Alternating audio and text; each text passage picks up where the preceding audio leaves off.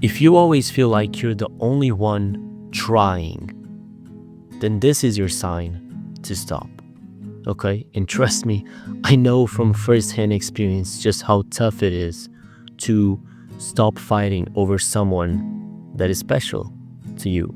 You are always the one that is reaching out. You're always the one that fixes things. You're always the one that makes an effort. But at some point, you're gonna have to stop fighting battles that the other person doesn't even show up to. And I'm not gonna tell you to take 10 hours to text back so that you can even out the relationship, because frankly, that's just childish, okay? Instead, I want you to understand that you are in a one-sided relationship. It may work, okay? It may work for a couple weeks, a couple months even, but day by day, you are getting your energy drained more and more to the point you're gonna realize you would have been better off by yourself, okay?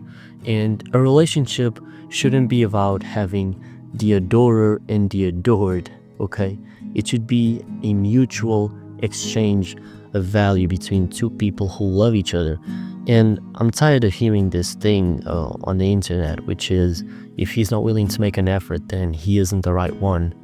Yes, you should make an effort, but the effort should be mutual, okay? It should be reciprocated. So if you feel like you should be the only person in the relationship that should make an effort, then you should ask yourself, why? Okay? Why do you feel like you are not enough? Why do you feel like you have to compensate something by putting in more effort than the other person does? Do you think that the other person is out of your league, and for that reason you have to compensate by putting in more effort in the relationship, by spending more money, by wasting more time waiting for a text back? It's ridiculous, okay? But that's the stage in which we're in nowadays. And the hardest pill of all to swallow is that the harder you fight to keep someone in your life, then the faster they pull away, okay? And if I'm being honest, I want to word this correctly, and I want to express myself correctly. I've been on both sides of the equation when it comes to this, okay? I've been the person many times that was always making an effort, that was always texting first and waiting for a text back, okay? I've been that person, and the effort wasn't reciprocated. And I had to ask myself, why was I willing to put up with that? But I've also been the person who was on the other side, meaning someone was trying their absolute best to keep me in their life, okay? They were fighting for me, and at the time, I didn't even realize it, okay? It's only after a lot of thought and a lot of realization and introspection on my own life that I've come to the realization that this person was making an effort to keep me in their lives, and I didn't even notice, okay, because I wasn't interested in that person. And no matter how many times they texted me first, no matter how many times they tried to make plans, it didn't make me any more interested in that person. So the harshest truth to swallow is that you can't make someone see you the way you see yourself.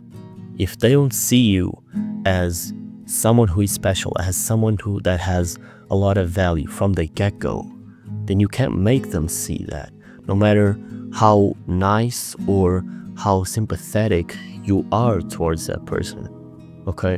And so when you flip the point of view, and when you are the one that is making an extra effort to please someone else, an extra effort in a relationship, just understand that the other person probably doesn't even recognize that you're making all of this extra effort. For them, this is just the way that your relationship is, okay? They are used to you doing 80% of the effort, and they just do 20. But for them, they don't think it's strange because it's been that way since the beginning. So I would say that letting go isn't a weakness, okay? Stopping to fight for someone isn't a weakness. It's about self-respect.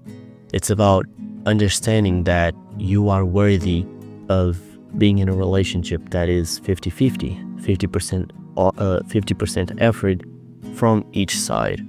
And I would say, and this is just me, I'm not a psychologist, but I would highly advise you to question yourself. Why is it that you don't feel like you are enough to be in one of those relationships? Why do you keep ending up in relationships where you are putting in 80% of the effort? Why aren't you, associating yourself with people who actually invest in yourself? That's a question that I've honestly asked myself, and the answer that I got from it was that sometimes the people that don't make an effort in ourselves at first sight seem like a more fun journey to chase. And I know it sounds ridiculous. I know it sounds stupid, but that's the answer that I got. And I truly do think that there's something within our human psyche that likes the chase, that likes the unpredictability of it. But the truth is that leads to toxic relationships where you are completely tired and energyless from all of the effort that you're putting in to keep that person in your life. Okay, so as always, I love you. Okay, it was good talking to you. Join the club if you haven't, and I'll catch you in the next one.